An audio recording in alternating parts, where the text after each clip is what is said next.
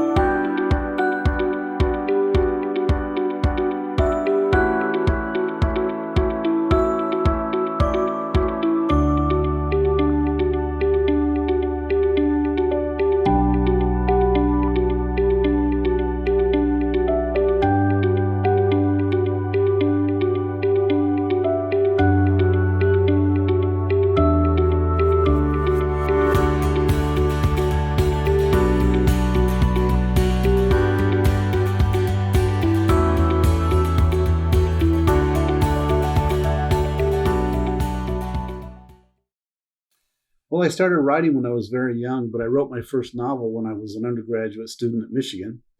It was kind of a funny novel. It was kind of a mixture of mythology and science fiction. And I wrote the whole thing in present tense, thinking that it would be fun for the reader to actually be there while it happens. And then later I tried to look for in the bookstores for someone else that wrote that way. And I did find a book, and I felt validated when I did because that was an unusual style. I wrote my second book when I was in my last year of law school. It was a book on philosophy. And I didn't ever try to publish either of those two books. My first book that got published was called Principles of Liberty. It was a book on constitutional law published in 1991. Then for many years, I wrote law books. And around, I'd say 2010 or so, I got to thinking, nobody reads law books except law professors and judges and lawyers. I want to write something other people will read. So that's when I started writing biographical novels. And I do write law books today, but most of my work is biographical novels now. As an accomplished writer and noted lecturer, D.W.Duke has authored 6 publications, including the popular books The Duke Legacy and Not Without a Fight. Well, typically, I'm always thinking about something that I can write about. I like to write stories that are based upon true events or true people. So what I do is take a person and a historical event and kind of weave a story around it. And so all the time I'm trying to think of something that I can write about. What event occurred in history that would be make an interesting book. I've thought about writing about the court that handled the Dred Scott decision back in 1800s. I've thought about writing about the Chief Justice of the California Supreme Court, David Terry. I thought that'd be an interesting book. But just anything that happens historically that comes to mind is typically where I start. And then I will just start thinking of a plot line, how to develop it and take it forward. And that's essentially it. Write till your ink be dry, and with your tears moist it again, and frame some feeling line that may discover such integrity. William Shakespeare. When I'm writing a historical fiction or a biographical novel, my goal is to really keep it as simple and straightforward as I can. There's a tendency of some writers to use poetic embellishment, and we often joke that they have a thesaurus in one hand and a dictionary in the other, and they try to contort sentences. Ernest Hemingway used to say, if you can put a sentence together with 6 words or less, you should do it. I don't go to that extreme, but I think the point he was always making was just keep it straightforward and simple, straightforward language. If I'm reading a novel and the writing detracts from the storyline, if I have to concentrate on the sentence more than I'm concentrating on the storyline, the writer has lost me. And sometimes experienced trial attorneys have a phrase, keep it simple, stupid. And that's what they're telling younger trial attorneys. Don't try to impress the jury with how smart you are. Don't try to show them you have a vast vocabulary. You did that when you took the law school admissions test. What you want to do is make it simple so they can understand it. The goal is to win the jury, not to impress the jury. And for me, it's the same with when I'm writing a novel. The goal is not to impress them with linguistic gymnastics. The goal is simply to let them feel the story. Love my writing, and love me for my writing.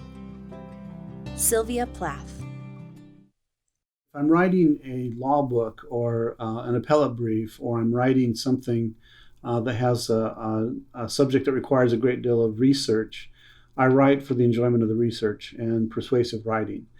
If I'm writing a novel, or either biographical or just if I'm writing a pure fiction novel, my goal is to tell a story, and I enjoy telling stories, and that's the reason I do it. It's fun for me to do. So I would say that's the reason I write. I want to be able to impact people in a positive way through my publications.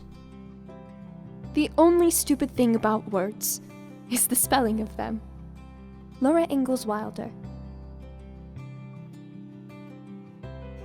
As an experienced trial lawyer, D.W.Duke has also written dozens of articles on various legal topics ranging from real estate law to human rights, and he is a freelance editor for Oxford University Press. Poetic embellishment is the use of adjectives, adverbs, sometimes nouns to describe things more than you would use in basic everyday language. Some people call it flowery language. And poetic embellishment can be effective. For example, I might use it if I'm writing a romantic scene, or I'm trying to describe mountains and stream and water and so on. In that context, I might use poetic embellishment. But typically, for the most part, I try to keep my language in the books pretty straightforward. If I'm writing about a murder or a concentration camp, I'll have very little poetic language in there. It's going to be straightforward and vivid. That's my goal there. I think used sparingly, poetic embellishment can be effective. I think some writers have a tendency to overuse it. The person, be it gentleman or lady, who is not pleasure in a good novel, must be intolerably stupid. Jane Austen.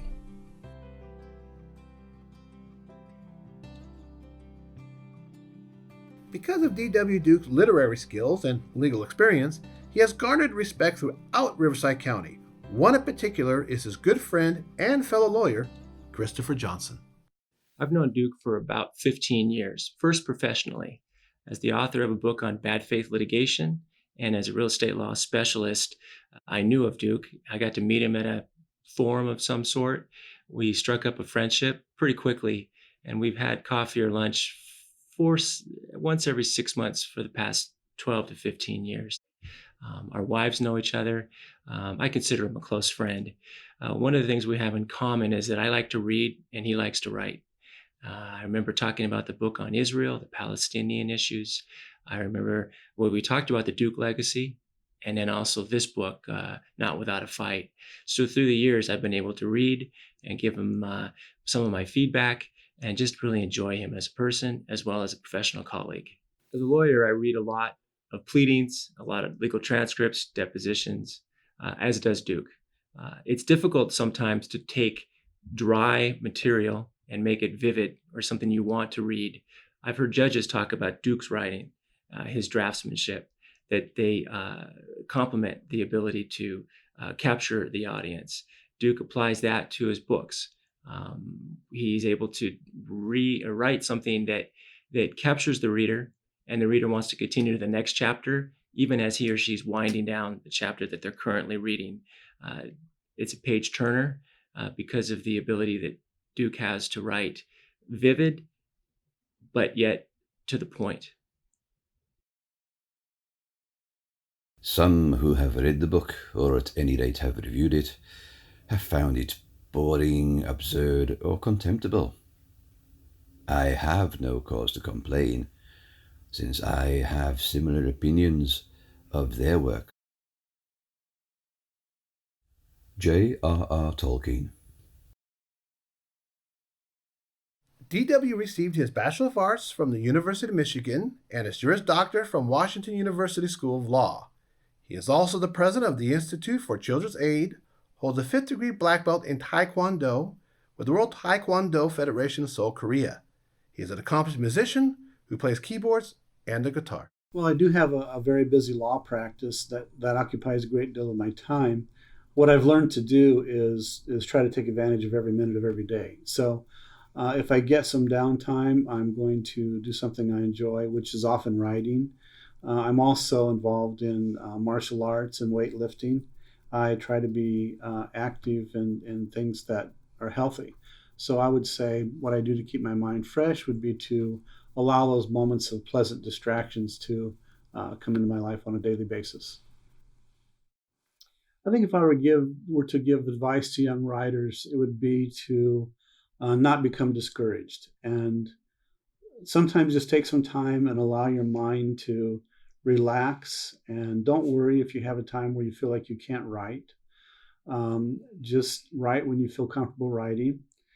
Keep going and don't give up. And particularly if you start sending off your transcripts or your manuscripts for review and you get a lot of rejections, don't become concerned about that, because nearly every great writer has experienced many rejections before he actually had a book even published, much less a very successful book. So I would say the main thing, if you really want to be a writer, is just stick with it and don't give up. A good essay must have this permanent quality about it. It must draw its curtain round us, but it must be a curtain that shuts us in, not out. Virginia Woolf. I've been very blessed in that 2 of my books are being made into motion pictures. The Duke Legacy and Not Without a Fight are both going into production this year. Our director for the Duke Legacy is Justin Ward, who has hundreds of hours directing for ESPN, Fox, NBC, ABC, CBS, the History Channel, and he's done a number of motion pictures. One of our producers is Pat Duke, who's a voice actor and an Emmy Award-winning composer. He's worked with Celine Dion, Michael Bolton, Gladys Knight, and Josh Groban.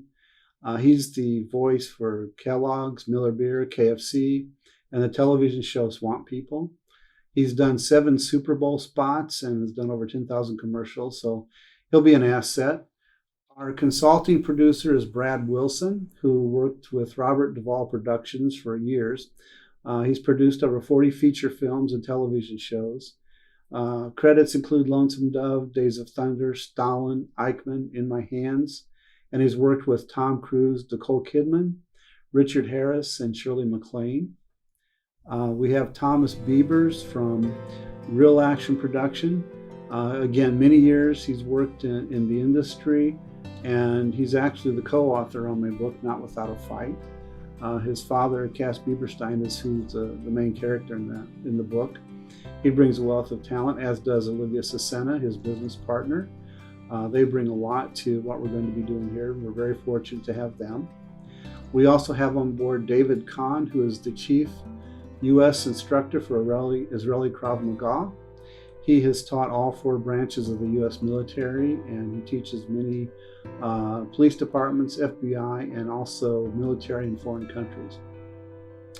One thing that many people don't realize is that a motion picture would go nowhere without the financial backing to make it happen. And we're very fortunate to have a financial team who chooses to remain anonymous for the time being.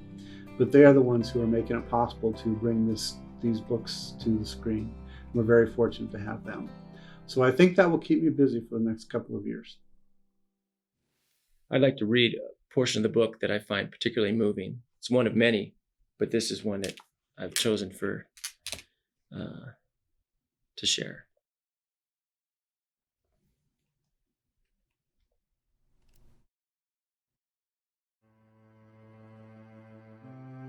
On the street, the family stood by the curb in line with the neighbors, everyone facing the center of the street, except for non-Jews, who were told to remain in their houses. When all the houses and apartments were emptied, a SS officer stood in front of the line and shouted, Someone in this neighborhood has been very bad. Last summer, 3 guards disappeared while patrolling on this street. At the time, we thought maybe they deserted. That didn't seem right because Germans are not fearful people, but we could not think of another logical explanation. Then last week, 2 more guards disappeared while patrolling in this area, and an officer was killed in his home, along with 4 other soldiers. We know the soldiers didn't desert. That would be too much of a coincidence. So now we know someone here did something to them, probably to the guards last summer. The German officer pointed to an old woman in line and said, "Come and stand here in the middle of the street." The old woman complied fearfully. The officer continued, "Now, who is going to tell me what happened to them?" He took out his sidearm and said, "I'm going to count to 10. If no one tells me what happened to these soldiers before I reach 10, I'm going to shoot this old woman." The officer started counting. When he reached 10, no one stepped forward. He pointed his pistol at the old woman and shot her in the head. She fell to the ground. We were all going to stand here in the street, in the cold, while we search every house. Every hour I'm going to shoot another person until either we find the missing soldiers or someone tells me what happened to them. As the Jews stood in the street, the soldiers went door to door, searching every house and apartment, looking for the missing soldiers. When an hour had passed, the soldiers were still searching, and the Jews were still standing in the street. The officer motioned to a young boy to walk to the middle of the street. His parents, standing next to him, pleaded with the officer not to shoot their son. The boy began to cry, but he walked to the middle of the street. The officer took his sidearm and pointed it at the boy. Someone shouted, "Stop! I know what happened to them." Everyone turned to see who had yelled. The voice seemed familiar to Cass. It sounded like Ari. In fact, it was Ari. The officer lowered his sidearm and said, "Come over here." Ari walked to the center of the street and motioned for the boy to get back in that line. The boy looked at the officer, who nodded. The officer approached Ari and circled him slowly, examining him. Then he stood with his face inches from Ari's face. "Tell us what happened to those soldiers." Ari looked at him and replied, "I killed them." The officer stepped back and burst into laughter. "This is what I like," he said, "a funny Jew. So you killed them, did you? So where are the bodies?" Ari looked directly at the officer, directly in his eyes, and said, "I threw them in the sewer where they belong, and now you're going to join them." Perhaps it was the intensity of Ari's gaze and the firmness of his words, but it seemed as if the officer suddenly realized Ari wasn't joking. Before the officer could shoot, Ari stepped forward, used his hand to ensnare the officer's outstretched wrist, controlled the pistol, and twisted the officer's hand around, pointed the gun into the stomach of the officer, and pulled the trigger. The officer began to fall. Ari quickly jerked the gun from his hand, shot 2 more soldiers, and ran between 2 apartment buildings. The German soldiers came running from both ends of the street, following the direction Ari ran. Cass looked at the dead officer lying on the ground. He even looked to see how far the soldiers were behind Ari. They'll never catch Ari, he thought. Cass chuckled quietly to himself as he thought of the look on that officer's face a few moments ago when he realized Ari wasn't joking.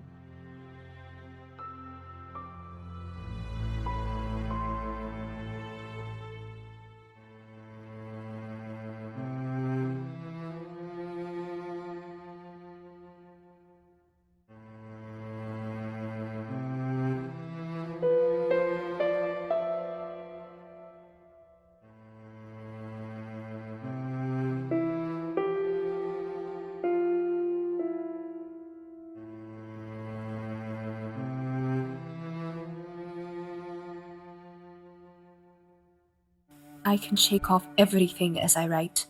My sorrows disappear. My courage is reborn. Anne Frank.